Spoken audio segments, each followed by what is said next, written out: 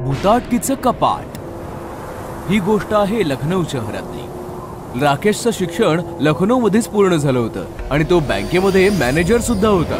लखनौमध्ये त्याने घरे विकत घेतलं होतं। काही दिवसांसाठी राकेश त्याच्या गावी गेला तर नातेवाईकांनी त्याचं लग्न विनीता सोबत लावून दिलं आणि मग राकेश विनीता लखनौला परतले। घर पाहून विनीता खूप खुश झाली आणि घराला घरपण देण्याचा प्रयत्न करू लागली। तिला एका कपाटाची गरज भासू लागली, त्यामुळे राकेशने म्युझियम मधनं एक कपाट खरेदी केलं। खूप जुनं आणि मौल्यवान दिसतंय, एखाद्या नवाबाचं असणार। एके रात्री राकेश आणि विनीता झोपले होते। अचानक विनीताची झोप उघडली। अख्ख्या घरात धूर धूर झाला होता। विनीताने कपाटाच्या दिशेने पाहिलं तर तिची शुद्ध सरपली। कपाटातून धूर येत होता। अहो अहो उठा, कपाटाला आग लागलीये। राकेश जागा झाला। त्याने कपाट उघडलं तर कपाटामध्ये आग लागली होती। राकेशने त्याचे सगळे कपडे जमिनीवर आपटले आणि आग विझवली। अचानक आग कशी लागली? शॉर्ट सर्किट झालं असावं कदाचित। विनीताने कपाटाकडे बघितलं तर तिची शुद्ध सरपली। जमिनीवर पडलेले सगळे कपडे विनीताने चेक केले। अहो, तुमच्या एक गोष्ट लक्षात नाही आली?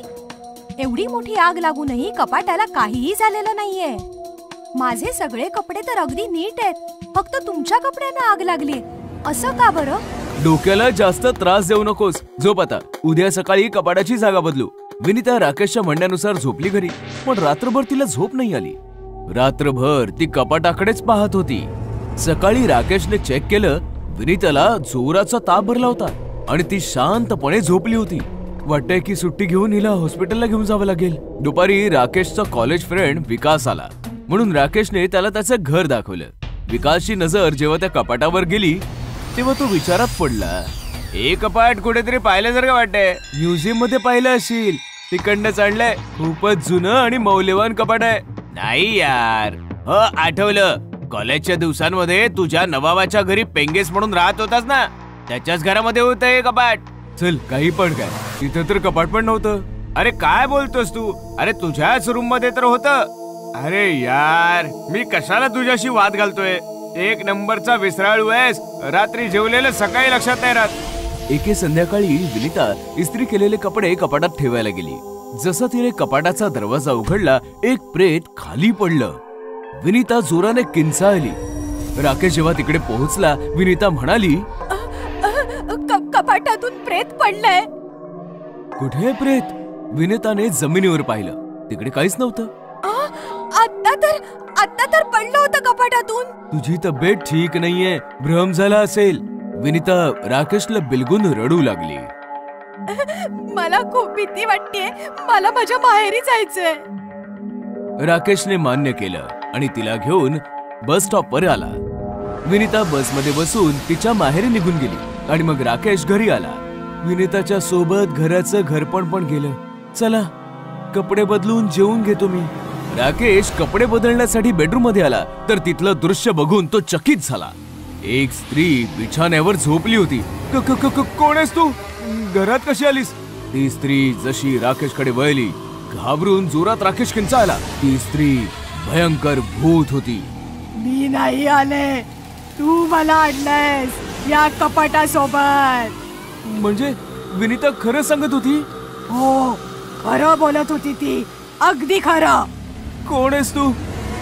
काय पाहिजे तुला? बदला, मला मारलंयस तू। आठव जरा, नवाबाचं घर, 5 वर्षांपूर्वीची ती रात्र, जेव्हा तुझा मित्र विकास मला तुझ्यासाठी विकत घेऊन आला होता। तिचं म्हणणं ऐकल्यावर राकेश 5 वर्ष मागे गेला। तेव्हा त्याला ती रात्र आठवली। ऐशकर माझ्या राजा, मागडा माल आहे। नवाब येणार तर नाही ना? कोणी नाही येणार, मी निघतो। विकास गेल्यावर राकेशने दरवाजा बंद केला आणि त्या स्त्रीपाशी येऊन बसला। तिला स्पर्श करणार की अचानक दरवाजावर ठकठक झाली। ओ गॉड, नवाब आलाय। तू पटकन कपाटात लप, पटकन। ती स्त्री कपाटात लपली आणि राकेशने दरवाजा उघडला तर बाहेर नवाब उभा होता। काय चाललं आहे? अभ्यास सुरू आहे माझा नवाब साहेब। तुमच्या गावाहून फोन आला होता, तुमच्या वडिलांचा मृत्यू झालाय। वडिलांच्या मृत्यूची बातमी ऐकून तू तर गावी निघून गेलास, पण मी मात्र त्या कपाटामध्ये गुदमरून गुदमरून मेले आणि सडले. नवाब मरतास कपाटात कैद असलेलं माझं भूतही म्युझियम मध्ये पोहोचलं. आणि चमत्कार तर बघ ना, आज मी या कपाटासोबतच तुझ्या समोर उभी आहे. तुझ्यामुळे मी मेले, इतकी वर्ष कपाटात कैद होऊन राहिले. आता तुला माझ्या सोबत यावं लागेल. मला माफ कर, मी विसरलो होतो की तू कपाटात बंद आहेस. राकेश आर्जव करू लागला तर तिने तिचा हात पुढे केला. राकेशने तिच्या डोळ्यांमध्ये पाहिलं आणि तो वश झाला. ती त्याला घेऊन हळूहळू कपाटाच्या दिशेने सरकू लागली. कपाटाच्या जवळ येताच अचानकपणे दरवाजा उघडला आणि दोघे आत गेले. कपाटाचा दरवाजा बंद झाला आणि जिवंत राकेश त्या भूतणी सोबत कपाटामध्ये कधीही न परतण्यासाठी कैद झाला. आजीच्या घरी भूत. उन्हाळ्याच्या सुट्ट्या लागल्या होत्या. कौशिक आणि टीना त्यांच्या मावस भाऊ बहीण लिली आणि मयूर सोबत ट्रेनने त्यांच्या आजोळी विलासपूरला चालले होते. चौघेही विलासपूरला त्यांच्या आजी आजोबांच्या घरी पोहोचले. आजी आजोबांचं घर म्हणजे खूप जुना एक लांब लचक वाडा होता. वाड्यामध्ये फक्त आजी आजोबाच राहायचे. त्यांची दोन्ही मुलं फॉरेनला शिफ्ट झाली होती. चौघही भाऊ बहीण पोहोचताच आजी आजोबांना मिठी मारतात. अरे आलात माझ्या पिल्लांनो. अरे तुमच्या येण्यामुळे या सुन्या सुन्या भाड्यात जान आलीये. बाळांनो, अंग पाय धुवून फ्रेश व्हा जरा. आजीने तुमच्यासाठी गरमागरम जेवण बनवलंय. म्हणजे तुम्ही अजून कोणी नोकर नाही ठेवलाय? आई समजावून समजावून थकून गेलीये तुम्हाला. यावर आजी आजोबा किंवा कोणीच काही उत्तर नाही दिलं. सर्वांनी हात पाय धुवून जेवण जेवून घेतलं आणि मग चौघं प्रत्येकाच्या रूम मध्ये जाऊन झोपले. पण लिलीला मात्र झोप येत नव्हती. तिला अख्खं घर फिरून पाहायचं होतं. झोप येत नाहीये. सगळा वाडा फिरून येते. सगळे तर झोपलेत, डिस्टर्ब करायला कोणीच येणार नाही. लिली बेडरूम मधनं निघून चालू लागली. तेव्हा आजी आजोबांच्या बेडरूम मधनं कुरबुरीचा आवाज ऐकू यायला लागला. लिली लपून ऐकू लागली. नाही, मुलांना अजिबात सांगायचं नाहीये, ती घाबरून जातील. अहो पण पण काही नाही, मी जरा बाहेरून फिरून येतो. लिली घाबरली आणि आजोबांच्या बाहेर यायच्या आधीच मागच्या दिशेने पळू लागली, जेणेकरून आजोबांनी तिला पाहू नये. पळता पळता ती फारच दूर पोहोचली की अचानक कोणीतरी तिला एका रूम मध्ये खेचून घेतलं आणि मग दरवाजा बंद झाला. रूम मध्ये फारच अंधार होता आणि एक शिडी उभी होती जी वर एका दुसऱ्या मजल्यावर जायची. कोण आहे? कोणी खेचलं मला आतमध्ये? टीना, मयूर, मला माहितीये ही मस्ती तुम्हीच करू शकता. तेव्हा अचानकपणे लिलीच्या पाठीवर कोणीतरी हात ठेवला. लिलीने मागे वळून पाहिलं तर तिचा थरकाप उडाला. एक भयंकर भूत उभं होतं आणि हसत होतं. लिली बेटा, ये माझ्याकडे ये. भूत भूत भूत. भूत लिलीच्या दिशेने पुढे येऊ लागलं. लिली जोरात ओरडली आणि तिने तिचे दोन्ही डोळे बंद केले. Lily, what happened? तू इकडे काय करतेस? लिलीने डोळे उघडले तर समोर कौशिक, मयूर आणि टीना होते. लिलीने कौशिकला मिठी मारली आणि रडू लागली. कौशिक, इकडे भयानक भूत आहे. लिली, कम ऑन, भूत वगैरे काही नसतं. नक्कीच तुला भ्रम झाला असेल. तेव्हा अचानकपणे टीना जोरात किंचाळली. काय झालं? टीनाने शिडीच्या दिशेने इशारा केला. शिडीवर तेच भूत बसलं होतं. भूत बघून सगळ्यांची अवस्था बिकट झाली. मुलांनो, ओळखलं मला? मी तुमच्या सोबत खेळायचो, तुम्हाला झोपाळ्याला झोके द्यायचो. बघ बघ, तोच आहे, तोच आहे. या माझ्याकडे.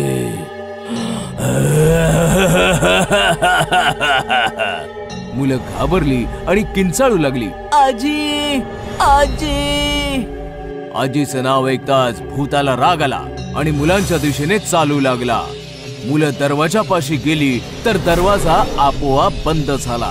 खबरदार, आजी आजोबांना आवाज दिला तर मी तुमचा कच्चा फरशा पाडेन. कोण आहेस तू?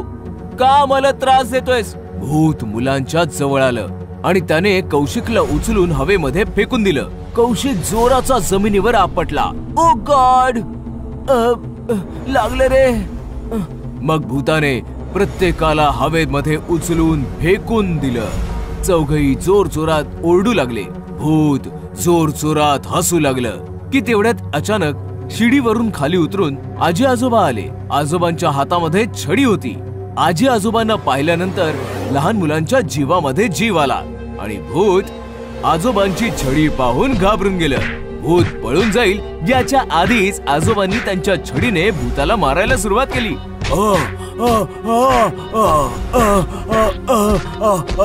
मालक मालक मला माफ करा, माफ करा. नटवर, माझ्या मुलांना त्रास देतोस? हे घे, हे घे. आणखी मारा त्याला, आणखी मारा त्याला. आजोबांनी भूताला खूप मारलं आणि भूत खूप घायाळ झालं. चल पळ, पुन्हा मुलांना त्रास दिलास ना तर लक्षात ठेव. आजोबांच्या तावडीतून सुटल्यावर भूत अचानकपणे गायब झालं.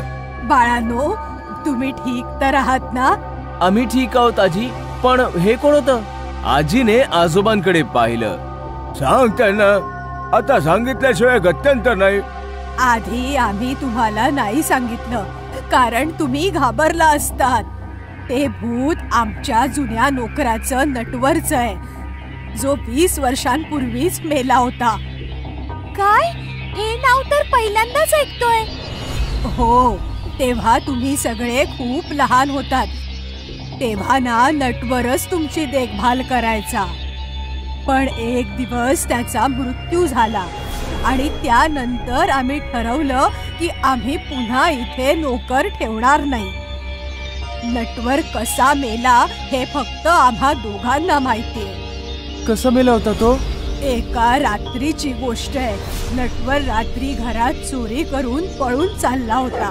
त्यात कुत्रे ओरडायला लागले आणि आजोबांना जाग आली. नटवर आजोबांना खूप घाबरायचा. पळून जाता आलं नाही म्हणून तो पुन्हा घरात आला. पायऱ्यांवरून तो पळत होता. अचानक पाय घसरून तो पडला आणि त्यातच तो मेला. तेव्हापासून त्याचं भूत या वाड्यात फिरतय. बरं झालं आजोबांनी त्याला धडा शिकवला. आता तो परत तर नाही येणार ना? परत तर तो नक्कीच येईल, फक्त तुम्हाला मात्र त्रास नाही देणार. हे ऐकताच मुलं चिंतेमध्ये गडली. पण आजोबांच्या छडीने कमाल केली होती. त्या दिवसानंतर नटवरचं भूत त्या वाड्यामध्ये कधीच दिसलं नाही. छतावर कोणी आहे? ही भयंकर गोष्ट आहे बेगमपुराची. बेगमपुरा एक छोटंसं गाव होतं. गावामध्ये सरकारी बँकेची एक ब्रांच होती. सुधीर, बायको दिव्या आणि 7 वर्षांची मुलगी मायरा सोबत शहरातून बेगमपुराला शिफ्ट झाला होता. सुधीर बँक मॅनेजर होता. त्याची पोस्टिंग बेगमपुराला झाली होती. बँकेने सुधीरला एक जागा दिली जी फारच शांत ठिकाणी होती. पूर्ण घर पाहिल्यावर सुधीर, दिव्या आणि मायरा छतावर आले. किती छान मोकळी हवा आहे ना? हो ना, आणि टेरेस फारच मोठं आहे. इथे तू सगळे कपडे आरामात सुकवू शकतेस. आणि मी इथे खेळू सुद्धा शकते. मायराचं म्हणणं ऐकताच सुधीर आणि दिव्या हसू लागले. दुसऱ्या दिवशी सुधीर बँकेत निघून गेला आणि दिव्या घरातली कामं करू लागली. मायरा टीव्ही बघून बघून कंटाळली आणि वर छतावर गेली आणि एकटीच बसून छतावर राजा राणीचा खेळ खेळू लागली. मायराकडे भरपूर खेळणी होती, ज्याच्यामध्ये राजा राणी पासून छोटासा गॅस, चमचे, लाटणं सारं काही होतं. राजा राणीचं लग्न तर झालं, आता राणी राजासाठी जेवण बनवणार. राजा बाबांसारखा ऑफिस मध्ये जाईल आणि राणी आईसारखं किचन सांभाळेल. ये! तेव्हा दिव्याने मायराला आवाज दिला. मायरा, कुठे आहेस ग? मायरा, जेवण तयार आहे. ये पटकन. मायरा, माझ्या राणीचं सुद्धा जेवण तयार आहे. राजा राणी, तुम्ही नंतर खा. आधी मी जेवून येते. ओके? असं म्हणताच मायरा छतावरून खाली गेली. इथे सुधीर ऑफिस मध्ये बसून आपलं काम करत होता. नारायण, साहेब. आधीच्या मॅनेजर्सच्या ज्या काही फाईल्स पेंडिंग आहेत त्या सगळ्या टेबलावर ठेव. होय साहेब, आता आणतो. साहेब, एक गोष्ट विचारायची होती. हो हो, विचार ना. तुम्ही बँकेने दिलेल्या त्या घरामध्येच राहता ना? हो, पण का रे, काय झालं? काय नाही, फाईल्स घेऊन येतो. इथे जेवण झाल्यावर मायरा छतावर आली. अचानकपणे ती जोरात किंचाळली. मायराचा आवाज ऐकताच दिव्याचं विश्वच हललं. ती पळत पळत छतावर आली. काय झालं मायरा? तू ठीक आहेस ना? काय झालं बाळा? आई, खाली बघ ना. दिव्याने खाली पाहिलं. तीही चक्रावली. मायराने बनवलेलं राजा राणीचं घर कोणीतरी उद्ध्वस्त करून टाकलं होतं. कुणी आलं होतं का छतावर? माहित नाही, मी तर खाली गेले होते. तेव्हा अचानकपणे पिवळ्या पिवळ्या डोळ्यांची एक काळी मांजर छताच्या भिंतीवरून मायरा आणि दिव्याला न्याहाळत होती. मायरा घाबरली. आई, कॅट. ओ, तर ही महाराणी आली होती तुझा खेळ बिघडवायला. मांजर पळाली आणि दिव्या मायराला घेऊन खाली आली. Sir, files. नारायण, मला एक गोष्ट सांग. आधी जो मॅनेजर होता, काय नाव त्याचं? रस्तोगी साहेब. हा, रस्तोगी. मला सांग, त्याचा मृत्यू कसा झाला होता? सुधीरचा प्रश्न ऐकून नारायण घाबरला. अरे सांग ना बाबा. रस्तोगीच्या नंतर आलेले सगळे मॅनेजर्स त्यांनी 4 दिवसातच आपली बदली करून घेतली. तरीही नारायण गपचूप उभा होता. ठीक आहे बाबा, सांगायचं नसेल तर नको सांगूस. संध्याकाळी माझ्यासोबत घरी चल. घर जरा व्यवस्थित लावायचंय. येशील ना? अरे उत्तर तरी दे. संध्याकाळ झाली होती. मायरा कार्टून बघत होती आणि दिव्या अंगणामध्ये तुळशीच्या समोर दिवा लावत होती. अचानक सोसाट्याचा वारा सुरू झाला आणि दिवा विझला. ओह! अचानकपणे छतावरून तुळशीवर कोणाची तरी काळी सावली पडली आणि तुळस मलूल दिसू लागली. हे काय? छतावर कुणीतरी आहे बहुतेक. दिव्याने वळून छताच्या दिशेने पाहिलं तर तिला एक सावली पळताना दिसली. कोण? कोण आहे छतावर? मायरा, मायरा. आई, मी कार्टून बघते. Please don't disturb me. Myra तर हॉल मध्ये. तर मग नक्कीच छतावर कोणीतरी आहे. दिव्या शिड्या चढून छतावर आली तर वर कोणीही नव्हतं. पण झोपाळा मात्र झुलत होता, ज्याचा किरकिरणारा आवाज इरिटेट करत होता. आणि टीपॉयवर कोणीतरी जळती सिगरेट सोडून गेलं होतं. सिगरेट? सुधीर तर अजून परत नाही आले. मग ही सिगरेट कुणाची आहे? आणि तेवढ्यात खाली किचन मध्ये एक जोरदार आवाज आला आणि त्यानंतर मायराची किंकाळी. दिव्या पळतच खाली आली. किचन मध्ये दुधाचं भांड खाली जमिनीवर पडलं होतं. सगळं दूध पसरलं होतं. तेवढ्यात सुधीर पण नारायण सोबत घरी पोहोचला होता. काय झालं? दूध सांडलं? कदाचित मांजरीने केलं असणार. दिव्याने भांड उचललं तर भांड्याच्या तोंडावर रक्त लागलं होतं. हे बघताच दिव्या थरथरत म्हणाली, नाही सुधीर, हे मांजराचं नाही, दुसऱ्या कोणाचं तरी काम आहे. दुपारी मायराचा खेळ कुणीतरी बिघडवून टाकला होता. मला वाटलं मांजर आहे, पण नाही. तो दिवा विझणं, काळी सावली, जळती सिगरेट आणि आता हे रक्त. मला जाणवतंय सुधीर, छतावर कोणीतरी आहे. अगं पण कोण? तू माझं ऐक. कुणीतरी काळी सावली. Come on Divya, stop it. तेव्हा शांत उभा असलेला नारायण थरथरत म्हणाला, मॅडम बरोबर बोलतायत साहेब. तुम्हाला माहित करून घ्यायचं होतं ना, रस्तोगी कसं मेले. तुमच्या घराच्या याच छतावरून पडून मेले. त्यांची सावली आहे छतावर.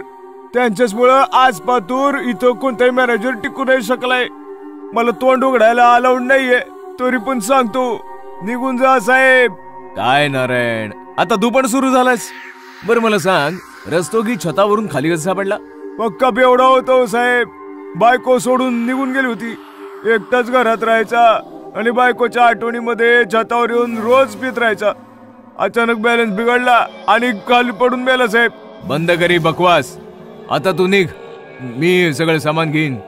दिव्या, तू पटापट हे साफ कर आणि जेवणाची तयारी कर. रात्रीचे 12 वाजले होते. दिव्या, मायरा सगळे झोपले होते आणि अचानक छत थरथरू लागलं आणि तिघांची झोपमोड झाली. मी म्हटलं होतं ना, छतावर कोणीतरी आहे. मी म्हटलं होतं. डोंट वरी, चला जाऊन बघूया आपण. मायरा बेटा, तू इकडे थांब. असं म्हणतात सुधीर दिव्यासोबत छतावर आला आणि तिकडचं दृश्य पाहून त्याच्या हृदयाचा थरकाप उडाला. झोपाळ्यावर रस्तोगीचं भयंकर भूत बसलं होतं जे झोके घेत होतं.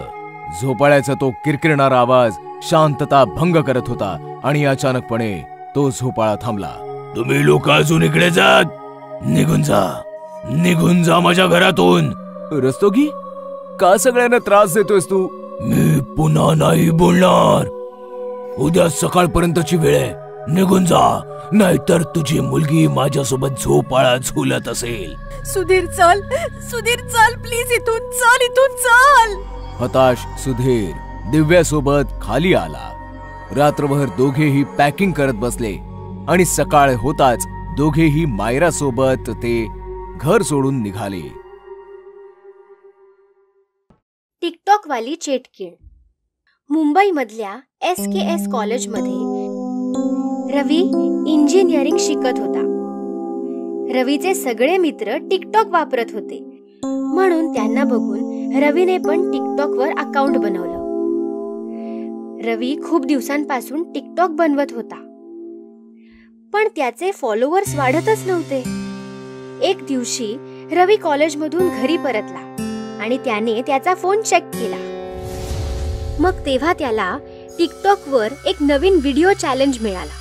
त्या व्हिडिओमध्ये एक मुलगी शहरातल्या सुनसान अशा बिल्डिंग मध्ये जाऊन डेअर डेव्हिल म्हणते आणि इतर टिकटॉक लोकांना असेच करण्यासाठी ती आव्हान देते. मुंबईतील त्या वास्तूबद्दल अनेक अफवा पसरल्या होत्या. रवीने फॉलोअर्ससाठी आव्हान स्वीकारले.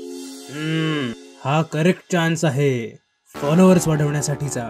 रवीचा मित्र अरुणने त्याला बिल्डिंग मध्ये जाण्यास मना केले, पण तरी तो मानला नाही आणि दुसऱ्याच दिवशी तो त्या भूतिया बिल्डिंग मध्ये टिकटॉक व्हिडिओ बनवण्यासाठी निघून गेला. रवी त्या बिल्डिंग मध्ये घुसताच त्याने रेकॉर्डिंग ऑन केलं आणि आय एम डेअर डेव्हिल असं म्हणताच पाठीमागे असलेला दरवाजा बंद झाला आणि त्या बिल्डिंग मध्ये जोर जोरात हसायचे आवाज येऊ लागले. काय काय यार, मस्करी करू नका. जे कोणी असेल समोर या. तेवढ्यात एक भयानक चेटकीण त्याच्या समोर येते आणि रवीचे मोबाईलवर रेकॉर्डिंग करू लागते. मज्जा नाहीये ही, मृत्यू, तुझा मृत्यू होणार आहे. हे म्हणत ती रवीवर हल्ला करते आणि त्याला मारून टाकते. रवी सारखाच आरिफ नावाचा मुलगाही त्या बिल्डिंग मध्ये चॅलेंज साठी आला होता. मग त्या चेटकिणीने त्यालाही मारलं आणि त्याचा व्हिडिओ बनवला आणि टिकटॉक वर अपलोड केला.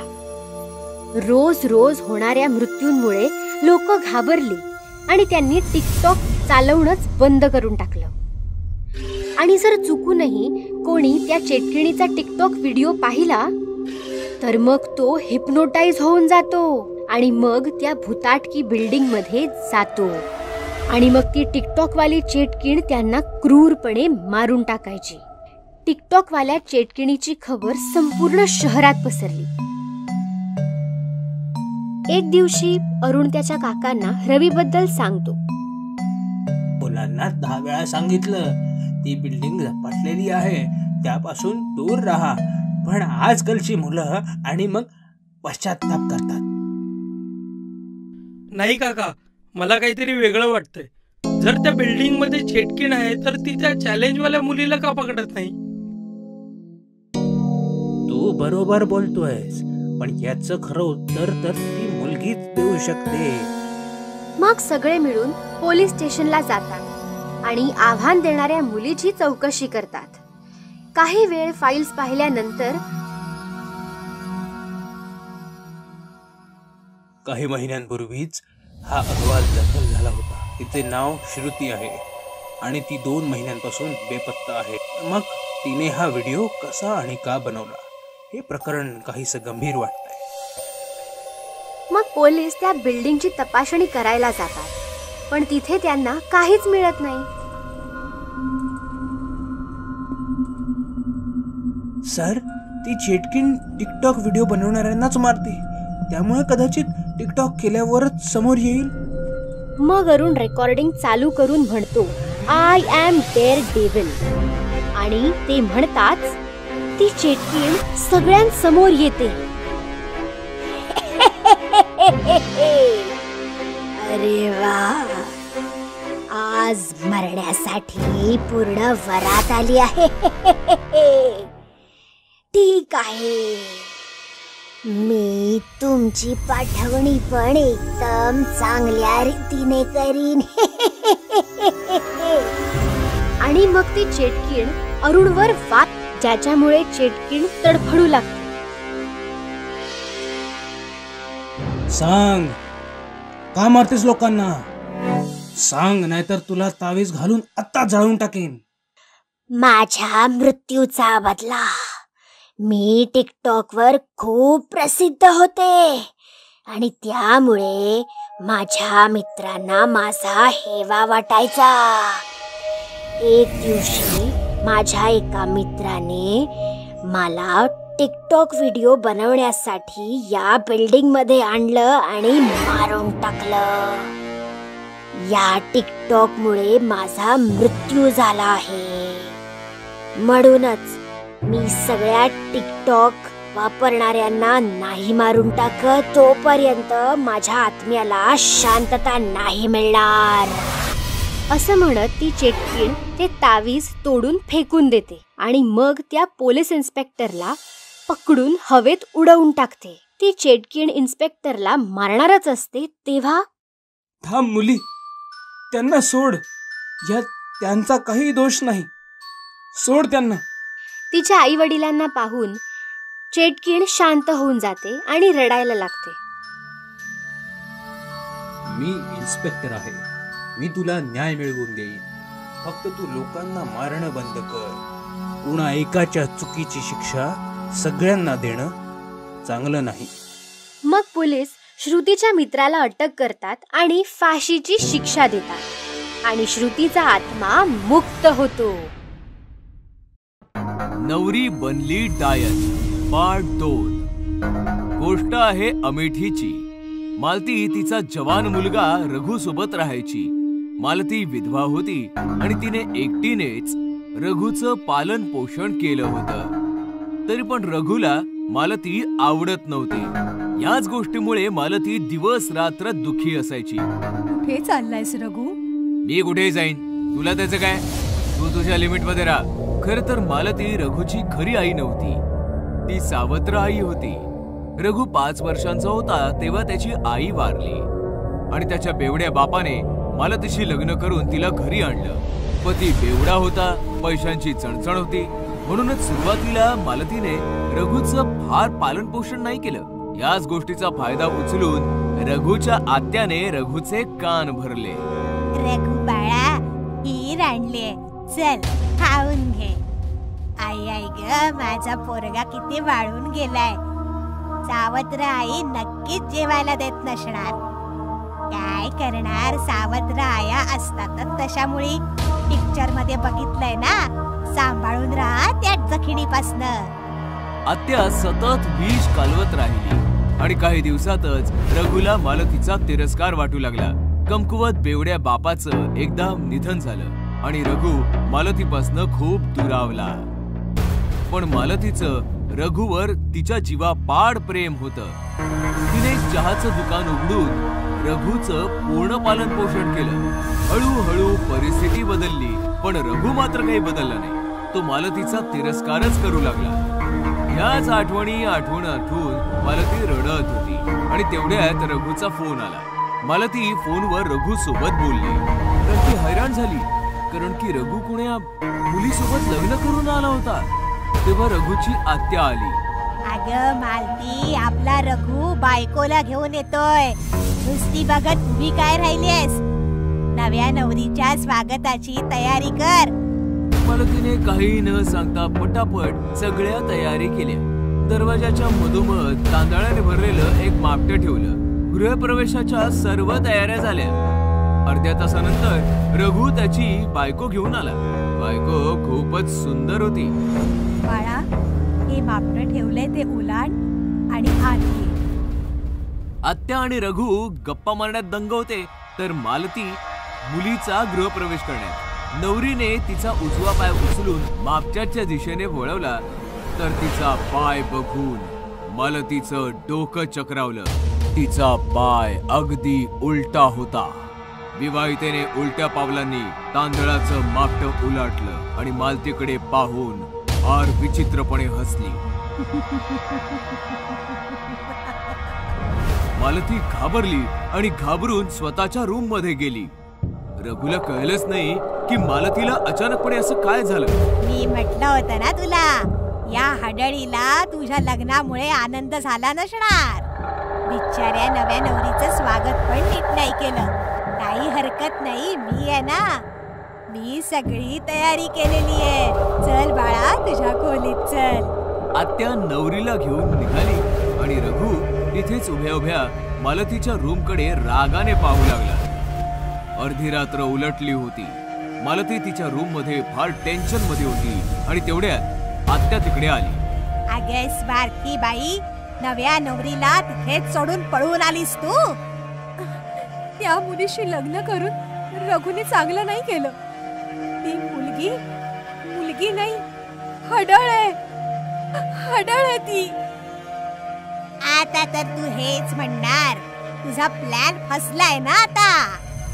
कोणता प्लॅन? तुझ्या भावाच्या मुलीला रघुच्या गळ्यात बांधायचं होतं ना तुला, पण मी असं होऊ नाही दिलं. तुम्ही पहिल्यापासून ओळखता या मुलीला? मुलीला नाही ओळखत मी, पण रघुने भेटवलं होतं मला हिला. प्रेम करतो तो तिच्यावर. मग मी म्हटलं लग्न करून टाका. खूप चुकीचं केलं तुम्ही. रघुचं आयुष्य उद्ध्वस्त केलं. आत्या तिथून रागावून निघून गेली आणि लपून रघुच्या रूमच्या समोर आली. आता बघते मी आत दोघांमध्ये काय मस्ती चाललीये. आत्याने हळूच हातांनी दरवाजा तर तो पटकन उघडला. आतमध्ये रघु बिछाण्यावर झोपला होता, पण नवी नवरी मात्र बिछाण्यावर नव्हती. अरे, ही नवी नवरी कुठे निघून गेली? तेव्हा बुवाची नजर वर फॅनवर गेली आणि तिचे डोळे विस्फारले. लग्नाच्या कपड्यात एक भयानक म्हातारी डायन फॅनला उलटी लटकून फिरत होती आणि आत्याकडे पाहून जोर जोरात हसत होती. नाही सोडणार, कोणालाच नाही सोडणार, सगळ्यांना मारून टाकेन. आत्या तिकडनं पळाली आणि सरळ मालतीच्या रूम मध्ये आली. खरंच बोलत होतीस तू, ती मुलगी एक भयानक हडळ आहे. मी तर तिचे उलटे पाय आधीच बघितले होते. मग तेव्हा काही बोलली का नाहीस तू? हे राम, आता काय होणार? काय फायदा? मी सांगितलं जरी असतं तरी तुम्ही माझ्यावर विश्वास ठेवला नसता. ते सगळं सोड आणि हे सांग की रघुला कसं वाचवायचंय. ती हडळ रघुला नाही सोडणार. तुम्ही काळजी नका करू, मी अजून जिवंत आहे. तुम्ही चला, माझ्या बरोबर चला. आत्या आणि मालती पळत पळत रघुच्या रूम मध्ये गेल्या, तर डायन रघुच्या छातीवर बसून त्याला चावत होती. रघु जोर जोरात ओरडत होता. लग्न करायचंय, मधुचंद्र करायचंय. बघ तू, आता बघच मी तुला कसं उद्ध्वस्त करून टाकते. आत्या वाचव, मला वाचव, आत्या. ते दृश्य फारच भयानक आणि विचित्र होतं. आत्या ते दृश्य बघून मागे झाली आणि रूमचा दरवाजा बाहेरनं बंद करून स्वतःच्या घरी पळाली. आत्या, आत्या वाचव!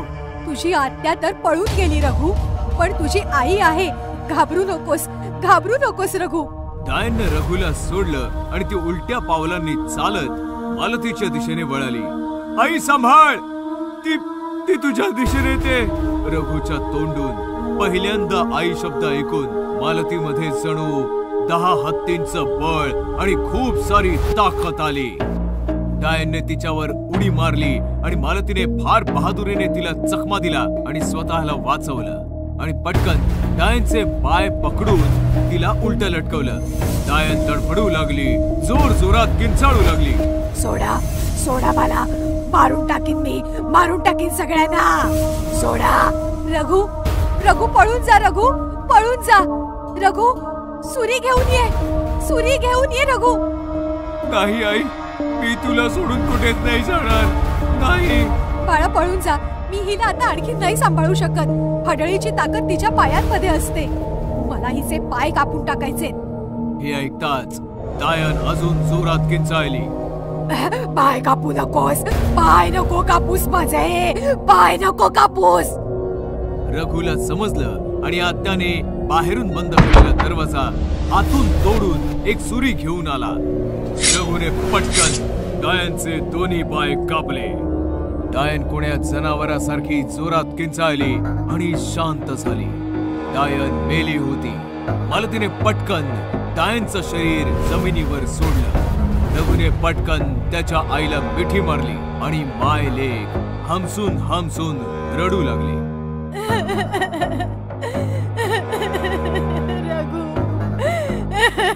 रघु.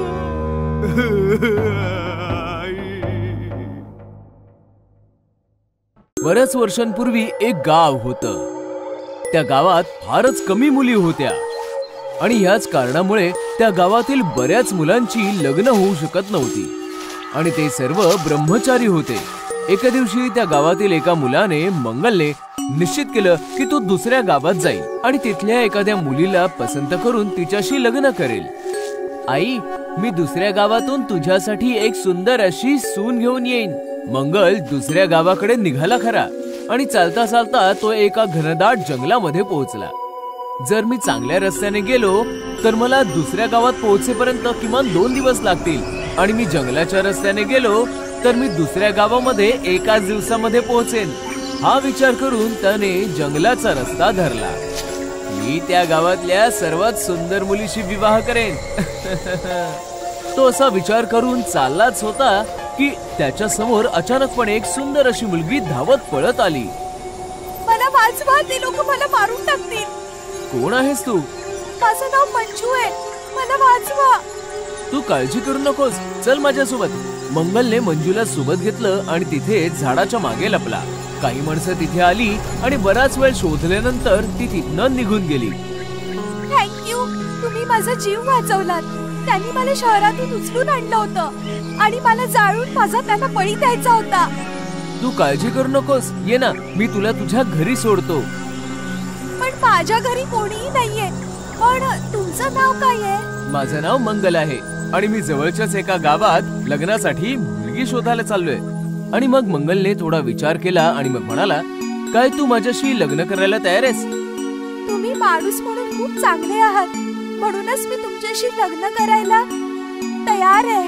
हे ऐकून मंगल फारच खुश झाला आणि तो मंजूला सोबत घेऊन त्याच्या घरी परतला. आई, मी तुझ्यासाठी सून घेऊन आलोय. देव जे करतो ते चांगलंच करतो. आणि मग फार धूम धडाक्यामध्ये मंगल आणि मंजूचं लग्न संपन्न झालं. लग्नाच्या दुसऱ्या दिवशीच ते दोघं हनीमून साठी नैनितालला गेले. अख्खा दिवस फिरल्यामुळे ते दोघं फार थकले. मंगल मंजूला म्हणाला, तू हॉटेलमध्ये जाऊन जरा आराम कर, मी बाजारातनं काही सामान घेऊन येतो. हा. मंजूने मान्य केलं. ती हॉटेलला परतली आणि मंगल बाजारात निघाला. काही वेळानंतर मंगल हॉटेलला परतला, पण जसा तो हॉटेलच्या रूम मध्ये परतला तो हैराण झाला. मंजू मोकळ्या केसांसोबत आरशा समोर बसली होती आणि आरशामध्ये तिचं हडळीचं भयानक रूप दिसत होतं. तू हडळ आहेस? चला आता तुला कळलेलंच आहे, तर आता मला लपून बसायची काहीच गरज नाहीये. नीट बघ जरा. हडळ मी हडळ. माझं नाव मंजू नाही, मंजुलिका आहे. मंजुलिका हडळ. तू माझ्याशी खोटं का बोललीस? त्या दिवशी ते लोक मला जाळून मारून टाकणार होते, तेव्हा मी तुला पाहिलं आणि मी तुझ्याकडे मदत मागितली. आणि जेव्हा तू मला तुझ्याशी लग्न करण्याविषयी विचारलंस, तेव्हा त्या लोकांच्या तावडीतून सुटण्यासाठी मी तुझ्याशी लग्न करायला तयार झाले. पण तू तर हडळ आहेस. मी हडळीशी लग्न कसं काय करू शकतो? अरे आपलं लग्न तर झालेलंय, आता तर फक्त हनीमून बाकी आहे. पण मी तुझ्यासोबत हनीमून कसा साजरा करू? हनीमून तर तुला करावाच लागेल, नाहीतर मी तुला मारून टाकेन. तुझ्याकडे उद्या सकाळपर्यंतचा वेळ आहे. नीट विचार कर. तुला माझ्या सोबत हनीमून करायचंय की मग मरायचंय? अरे आम्ही कुठे अडकलो? यापेक्षा तर मी गावातील इतर मुलांसारखाच ब्रह्मचारी राहिलो असतो. आता मी या हडळीपासनं कसा वाचणार? तेव्हा त्याला एक आयडिया सुचली. दुसऱ्या दिवशी सकाळी सकाळी त्या हडळीने त्याला विचारलं, मग तू काय ठरवलंस? मरायचंय की हनीमून करायचंय? मी तुझ्यासोबत हनीमून साजरा करायला तयार आहे. खरंच? हो. मंगल तिला हॉटेलपासून दूर एका टेकडीवर घेऊन गेला आणि तिला म्हणाला, तू तुझे डोळे बंद कर, मी तुझ्यासाठी एक गिफ्ट घेऊन आलोय. मला गिफ्ट्स खूप आवडतात. जसं हडळीने डोळे बंद केले, मंगलने पेट्रोलचा कॅन तिच्यावर उलटला. एका माचीची काडी जाळून तिला हडळीवर फेकली आणि हडळ आगीमध्ये जळू लागली. हे तू काय केलंस? काय केलंस तू? हे तुला मारून टाकलं. पण तुला हे कसं कळलं की जाळलं तर मी मरून जाईन? काल रात्री तूच मला सांगितलं होतंस की जंगलात त्या दिवशी तुला ती लोक जाळून मारणार होती. मग तेव्हाच मला कळलं की तुला जाळून मारलं जाऊ शकतं. अशा प्रकारे मंगलने त्या हडळीला जाळून मारून टाकलं आणि हडळीच्या हनीमूनचा अंत झाला. 2 महिन्यांपूर्वी एका प्रसिद्ध अभिनेत्याने कुशल सिंग राजपूतने त्याच्या घरी फाशी लावून आत्महत्या केली आणि टीव्ही मीडियाला मात्र बातम्यांचं रान मोकळं मिळालं.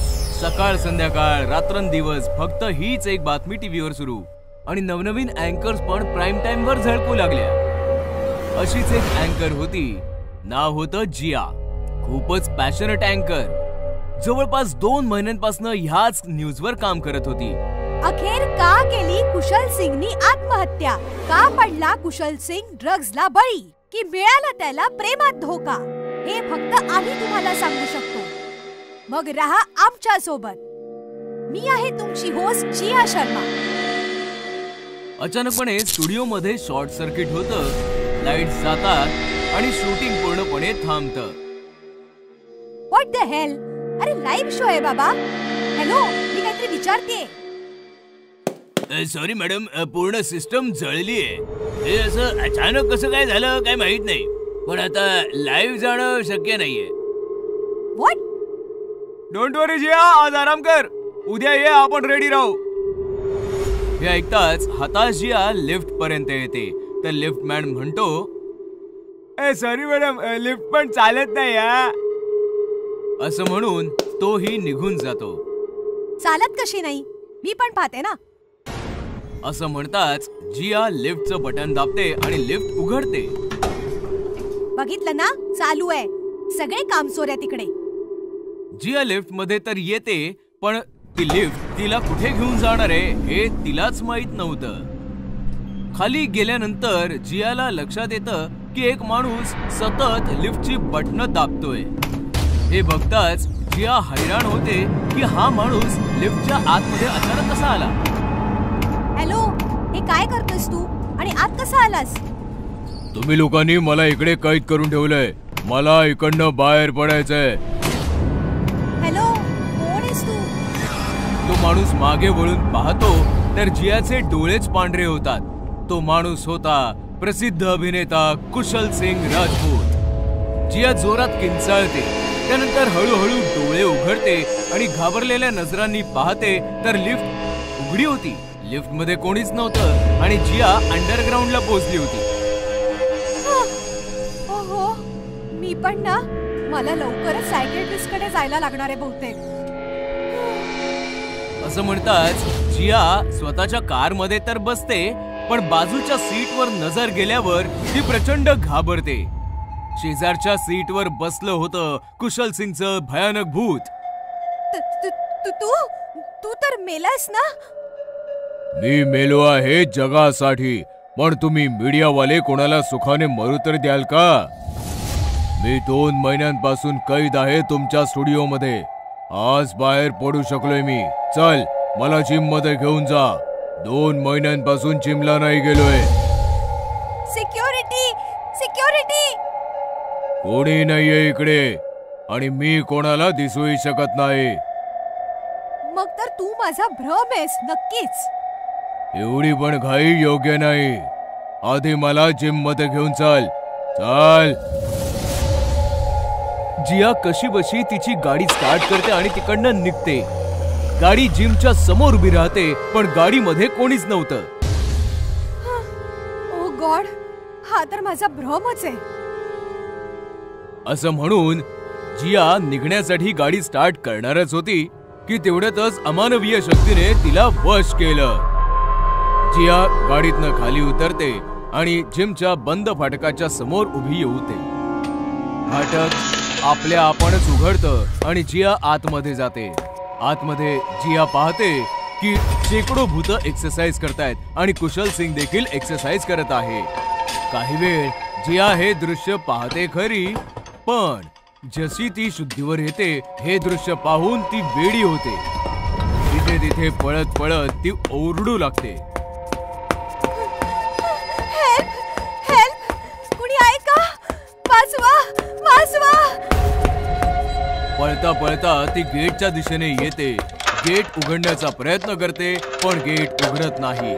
जिया मागे वळून पाहते तर सगळी भूतं कुशल सिंग समवेत हसत तिच्या जवळ येत आहेत. त्यांच्या हास्यामध्ये जियाचं ओरडणं दबून जातं. भूतं आणखी जवळ येतात.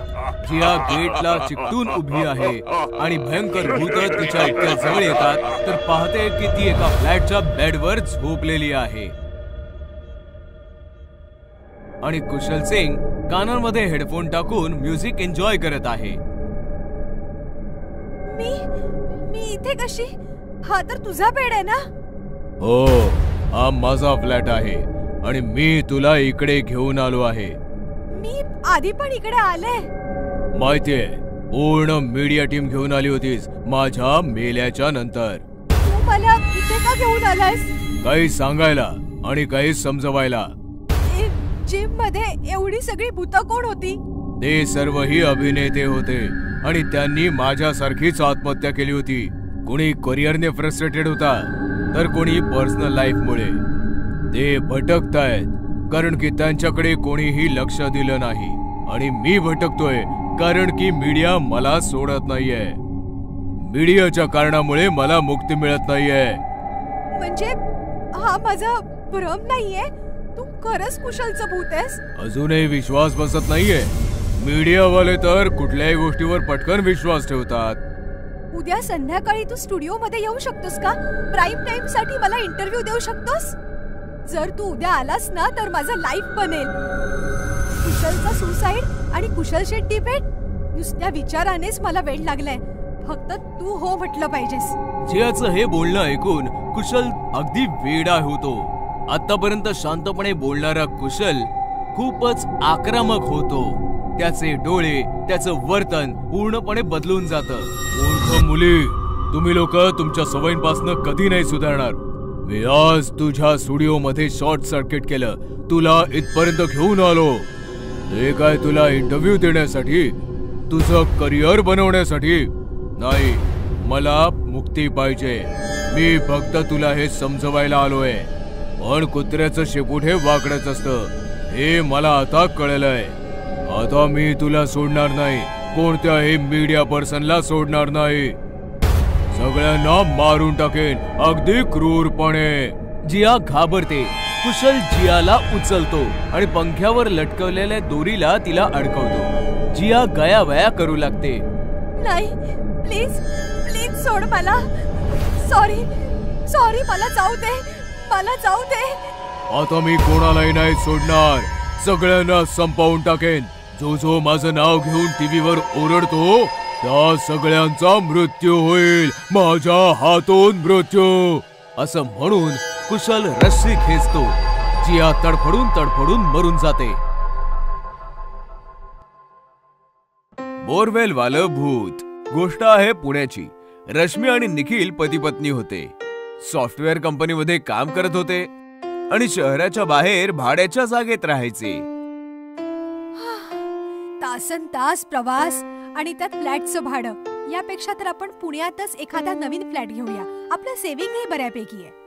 रश्मीचं म्हणणं ऐकून निखिलने घर खरेदी करण्याचा निर्णय घेतला आणि त्याच्या मित्राच्या मदतीने सदानंद नावाच्या माणसाला भेटला ज्याला घर विकायचं होतं. हे बघा, प्रभात रोडवर एक मोठं घर आहे. तसं तर काकांचं आहे, पण काकांना मूलबाळ नव्हतं त्यामुळे घर मला देऊन गेले ते. मी US ला शिफ्ट होतोय म्हणून घर विकायचंय.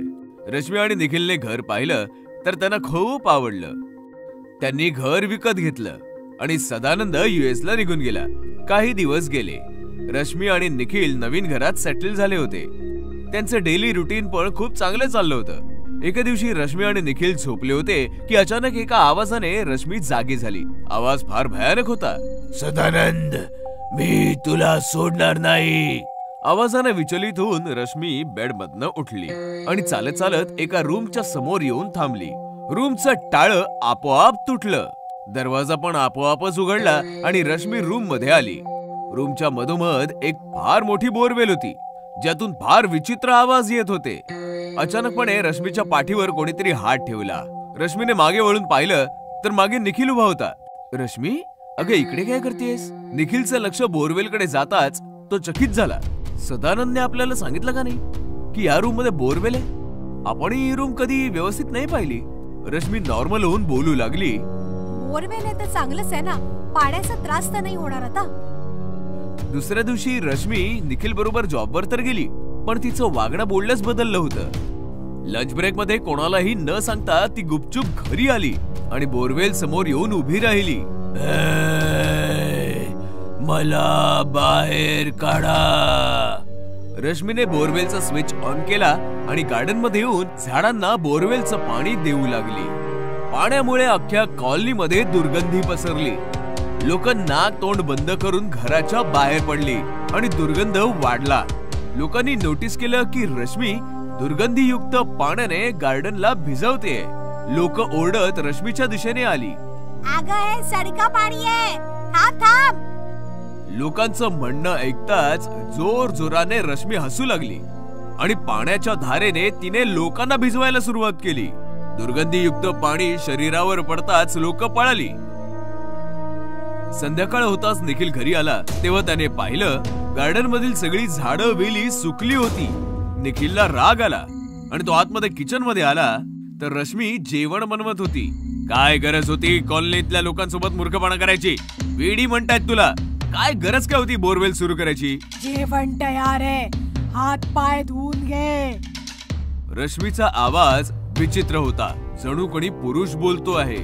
काय झालं रश्मी? दुपारी ऑफिस मधनं पटकन आलीस? माझी तब्येत ठीक नव्हती.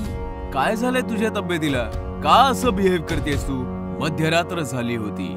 निखिल झोपला होता. अचानक एका भयानक आवाजाने त्याची झोप मोड झाली. सदानंद, मी आलो आहे. निखिल घाबरला. त्याने पाहिलं तर बिछाण्यावर रश्मी नव्हती. अचानकपणे त्याची नजर सीलिंग वर गेली तेव्हा त्याचे डोळे विस्फारले गेले. रश्मी वर लटकलेली भयानक भूत बनली होती.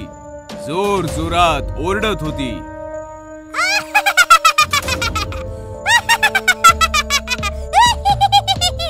मी आलो आहे सदानंद, मी तुला मारून टाकेन.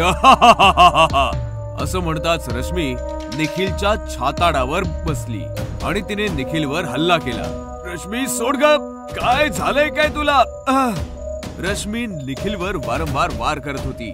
निखिलने रश्मीला फेकलं आणि पळत पळत बोरवेलच्या रूम मध्ये येऊन लपला. निखिलने मोबाईल काढून सदानंदला फोन केला. सदानंद, अरे काय केलंस तू? माझी बायको वेडी झालीये, वारंवार तुझं नाव घेते आणि ती बोरवेल आणि हे सगळं काय आहे? सदानंद हसता हसता म्हणाला, माफ कर मित्रा, झालंय असं की मी काकांची सगळी प्रॉपर्टी हडपलीये आणि त्यांना मारून बोरवेल मध्ये गाडलंय. काकांचं भूत सतावत होतं म्हणून मी घर विकून US मध्ये शिफ्ट झालोय. आता माझं कोणी काही बिघडवू शकत नाही, ना इंडियन पोलीस ना इंडियन काकांचं भूत. असं म्हणून सदानंदने फोन कट केला. पण सत्य ऐकताच निखिलची अवस्था बिकट झाली होती. म्हणजे काकांचं भूत रश्मीमध्ये आलंय आणि सदानंद समजून मला मारताय. तेवढ्यात दरवाजा तोडून रश्मी आत आली आणि ओरडू लागली, माझं घर, माझी इस्टेट हडपून, मला बोरवेल मध्ये पुरून तू इथे लपून बसलाय सदानंद. मी तुला नाही सोडणार. काका, मी निखिल आहे, सदानंद नाहीये. पण रश्मीने निखिलला बोलायची संधीच नाही दिली. तिने निखिलला पकडलं, खेचून बोरवेलच्या दिशेने घेऊन आली आणि निखिल सोबतच तिने बोरवेल मध्ये उडी मारून स्वतः सोबतच निखिलचं आयुष्यही संपवलं. आंधळी हडळ. एका छोट्या शहरामध्ये एक मंदिर होतं. मंदिरासमोर एक आंधळी म्हातारी भिकारी राहायची. मंदिरात येणारी जाणारी माणसं त्या भिकारणीसमोर सिक्के टाकायचे. पण ती आंधळी म्हातारी नव्हती, तर एक हडळ होती. आंधळी हडळ दिवसभर मंदिराच्या समोर आंधळी भिकारीण म्हणून बसायची आणि रात्री ती भयानक हडळ बनायची.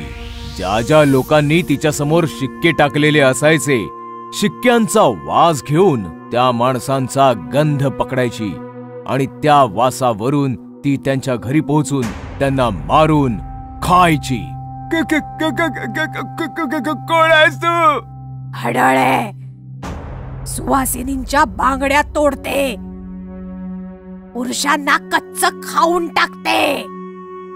अशा प्रकारे आंधळी हडळ दिवसभर भिकारीण बनून सिक्के जमा करत होती आणि रात्री शिक्क्यांच्या आधारे लोकांना पकडून खात राहायची. असेच दिवस चालले होते. आंधळी हडळ अजून जास्त म्हातारी होऊ लागली आणि तिला भविष्याची चिंता सतावू लागली. दिवसेंदिवस म्हातारी होत चालले. म्हातारी आहेच, बरोबर आंधळीही आहे. 2 डोळे असते तर म्हातारपणाचा आधार झाला असता. आता तर डोळे नसल्यामुळे शिकार पण माझ्या हातातून निसटून पळून जाते. हडळ असा विचार करतच होती की तेवढ्यात तिच्या समोर एका सज्जनाने बरंचसं खाणं आणि बरेचसे पैसे ठेवले. माताजी, आज मी 80 वर्षांचा झालोय. वाढदिवस आहे माझा. अजून काही पाहिजे असेल तर सांग. माझी माणसं इकडेच बाजूलाच उभी आहेत. असं म्हणताच तो सज्जन गृहस्थ निघून गेला. तो गृहस्थ शहरातील नामांकित उद्योजक राहुल असा होते. रात्रीची वेळ झाली. संपूर्ण परिसर शांततेत गडला आणि म्हातारी भिकारीण भयानक हडळ बनली. राहुल असाने दिलेले शिक्के उचलून त्यांचा वास घेऊ लागली. वासावरनं तर बराच म्हातारा वाटतोय, माझ्यापेक्षाही म्हातारा. काय पण नशीब आहे, आता या म्हाताऱ्याची हाडं सगळावी लागतील. चला, वासावरून म्हाताऱ्याचं घर शोधायचंय. मग काय, पडत धडत ती आंधळी हडळ राहुलसाचं घर शोधू लागली. तिला काहीही दिसत नव्हतं. फक्त राहुलसाच्या वासाच्या दिशेने ती पुढे चालली होती. एका गटाराचं झाकण उघडं होतं. हडळ गटारामध्ये पडली. मेले मेले, सत्यानाश हो या शहराचा. हडळ बऱ्याच प्रयासाने बाहेर आली आणि चालत चालत रावलसाच्या घरी पोहोचली. वासावरनं तर वाटतंय हेच घर आहे. आणि हे काय, हा दुसरा वास कसलाय? हडळ कानात प्राण आणून गोष्टी ऐकू लागली तर राहुलसा डॉक्टरांसोबत बोलत होते. डॉक्टर साहेब, 80 वर्षांचा झालोय मी. आता माझा काय भरोसा. माझी इच्छा आहे मेल्यानंतर माझे डोळे दान करावेत. ग्रेट, मी आताच सगळ्या फॉर्मॅलिटीज पूर्ण करतो. हडळीने दोघांच्याही गोष्टी ऐकल्या आणि हडळ खुश झाली. अरे वा, याचा तर मी विचारच नव्हता केला. कोणी हे पुण्याचं काम करू शकतं. मला पण नवीन डोळे मिळू शकतील. मला डोळ्यांची खूप गरज आहे. मी या म्हाताऱ्याला नाही मारणार. मी या म्हाताऱ्याचे डोळे मला लावून घेईन. फक्त हा म्हातारा लवकर मेला पाहिजे. जसं हडळ म्हणाली तसंच घडलं. 2 दिवसांच्या आतच राहुलसा वारले. डॉक्टर आले आणि त्यांनी त्यांचे दोन्ही डोळे काढून घेऊन गेले. जशी ही गोष्ट त्या हडळीला कळली, हडळ हॉस्पिटलला पोहोचली. हडळीला पाहताच डॉक्टर थरथर कापू लागला. भूत. घाबरू नकोस, मी आंधळी आहे. तुला पाहिजे काय? डोळे. राहुल असाचे तुझे घेऊन आलायस, ते डोळे तू मला लाव. माफ कर, पण हे नाही होऊ शकत. ते डोळे एका छोट्याशा लहान बाळासाठी आहेत. हे ऐकताच हडळीला राग आला आणि तिने डॉक्टरचा गळा आवळला. असं आहे काय? तर मग मरण्यासाठी तयार हो, चल. नाही, मला नका मारू. मला सोडा, मी प्लीज काहीतरी करतो. दुसऱ्या दिवशी सकाळी दत्तू नावाच्या एका निष्पाप बाळाला घेऊन त्याची आई हॉस्पिटलमध्ये पोहोचली. दत्तू पूर्णपणे आंधळा होता. डॉक्टर, ऑपरेशन नंतर माझा दत्तू बघू तर शकेल ना? माफ करा मिस मेहरा, हे ऑपरेशन नाही होऊ शकणार. हे काय बोलताय तुम्ही? डॉक्टरांनी हडळीची पूर्ण कहाणी तिला सांगितली तेव्हा दत्तूची आई म्हणाली, जर असं असेल तर ठीक आहे. मी सुद्धा काली मातेची भक्त आहे. मी पण बघते की ती हडळ जिंकते की एक आई. काहीही झालं तरी दत्तूचं ऑपरेशन नक्कीच होणार. मग काय, दत्तूची आई एका तांत्रिकाला घेऊन आली. तांत्रिकाला बघून डॉक्टर म्हणाले, ती फारच भयंकर हडळ आहे. हा तांत्रिक काय करणार आहे? पॉझिटिव्ह विचार कर बाळा. मातेची विभूती आणलीये. ती हडळ आंधळी आहे. फायदा उचल. डोळ्यांच्या ऐवजी ही विभूती टाक. ती भस्म होईल. हे घे. मग काय, जशी ती हडळ हॉस्पिटलमध्ये आली, तांत्रिक आणि इतर लोक लपून बसली. डॉक्टर, डॉक्टर, तू रेडी आहेस ना? तू रेडी आहेस ना डॉक्टर? हो हो, तुम्ही झोपा ना. हडळ झोपली आणि डॉक्टरांनी अगदी तसंच केलं जसं तांत्रिकाने सांगितलं होतं. त्याने हडळीच्या दोन्ही डोळ्यांच्या ऐवजी मातेची विभूती टाकली. हडळ ओरडू लागली आणि जळू लागली. हे काय आहे? ही काय फसवणूक झाली आहे माझी? तेव्हाच तांत्रिक पुढे येऊन म्हणाला, मग तू लोकांसोबत काय करत होतीस? भिकारी बनून त्यांना मारून त्यांना खायचीस. करावे तसे भरावे. हे ऐकताच हडळ रागाने लालबुंद झाली आणि ओरडली, पण सोबतच ती जळतही होती. आगीच्या ज्वाळा वाढत गेल्या आणि थोड्याच वेळामध्ये आंधळी हडळ जळून भस्म झाली.